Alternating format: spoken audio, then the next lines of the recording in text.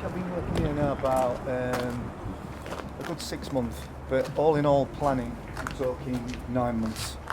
Yeah, so in terms of dimension at frame, finding correct canvas to put on, how it's going to happen, wind resistance, a lot of things really that aren't always down to my department. So you've got site manager Lee Taylor, who obviously health and safety is priority.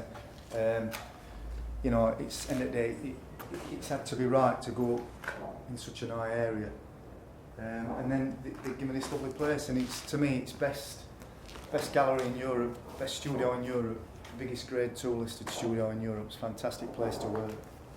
And I've always had a real eye for building anyway. I think it's a great structure. And I've learned something every day. Every day I've learned something different about Park Hill, the way it was built, thoughts of architects, and realised how advanced they were really. And to me it's a giant gallery. So to have this opportunity is absolutely brilliant. Tram goes past, I don't know how many times a day, but people are going to be sat on that tram looking up and seeing these paintings.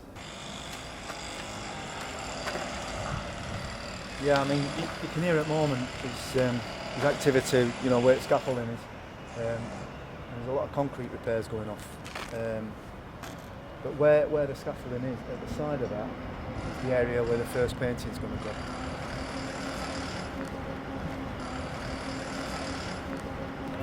If you look at where that area is, just the staircase there, on the other side of that, facing town centre, is where Grenville's painting will go.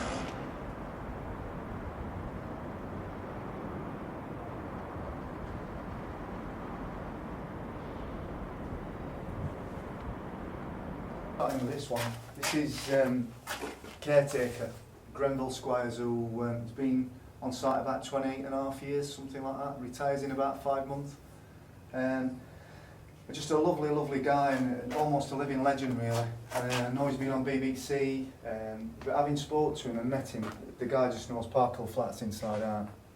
So it stuck with me that, to have opportunity to put this guy's portrait up in Park Hill would be very fitting. That, he's put so much into the building, and let's get him up there and let's get him looking out to Sheffield. Yeah, I suppose it is recording. I don't know, recording history, I suppose, the history of people, some community that have lived on here, and mainly I suppose some original residents. The third painting I'm doing at the moment, which is this one, is of a young lad who was interviewed on black and white footage, and he's just got this glint in his eye that he's so proud to be on here, and he's looking to the future, and he's chuffed basically to be being interviewed.